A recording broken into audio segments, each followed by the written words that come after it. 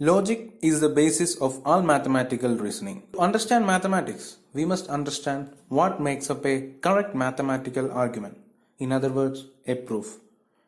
So our goal is to understand and construct correct mathematical arguments. Propositions are the basic building blocks of logic. What is a proposition? A proposition is a declarative statement. In other words, a statement that declares a fact that can be either true or false, but not both. Let's see some examples of proposition.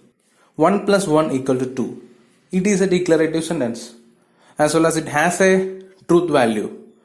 In other words, we can say that statement is true.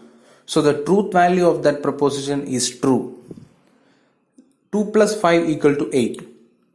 It is a proposition, but it is not true. It is a false statement. Mumbai is the capital of India, which is a false statement. So it has a truth value false, but it is a proposition. Today is Friday. Depending on which day we are reading that statement, it has a truth value either true or false, but not both.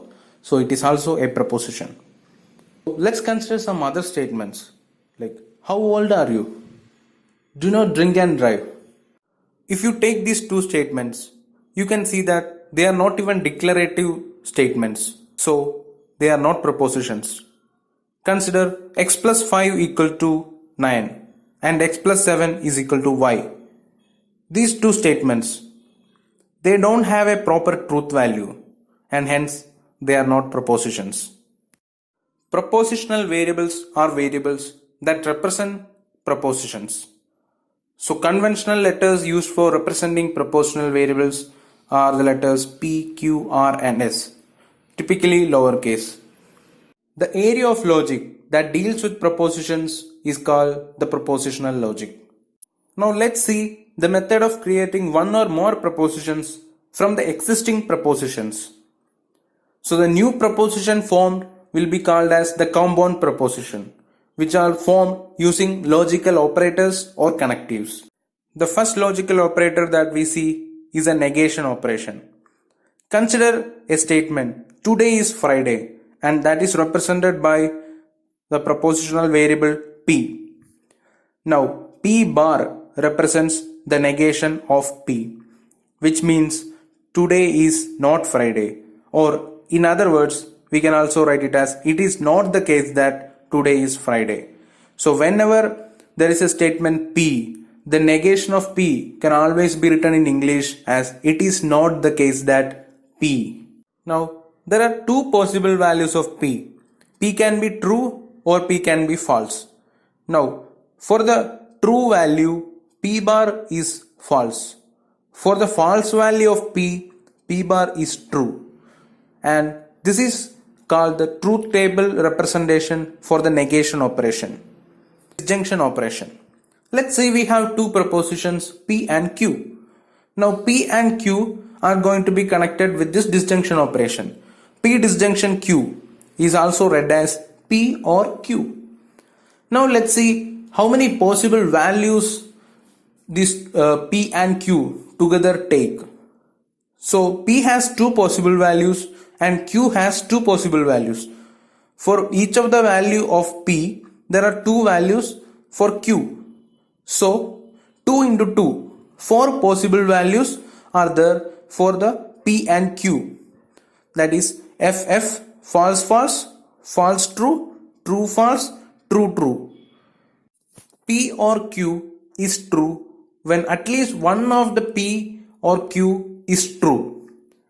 And this is the truth table for the disjunction operation. Conjunction operation. So let's say we have two propositions P and Q. Now P conjunction Q is read as P and Q. Only when P is true and Q is true, P and Q is going to be true. Exclusive OR. Exclusive OR is a logical operator connecting two propositions P and Q.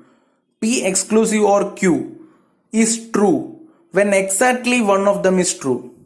Next we are gonna see the implication operation. So we have two propositions P and Q which is connected by the implication. P implies Q, which is also a conditional statement. It is read as if P then Q, which means if P is true then Q is true. If P is false, Q can be either true or false. That doesn't matter.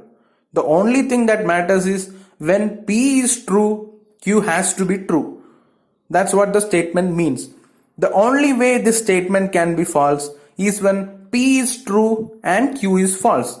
So accordingly, we can write the truth table for P implies Q. There are many ways we can write P implies Q. We will analyze today why P only if Q is same as if P then Q. So just look at the statement P only if Q, which means that P cannot be true when Q is not true. That is, this statement will be false when P is true but Q is false. When P is false, Q can be either true or false. That doesn't matter. It is the same case with if P then Q or P implies Q. In the next video, we will see more about conditional statements. What is converse, inverse and contrapositive of a conditional statement and their relationship. And we'll also see biconditional statements. Thank you.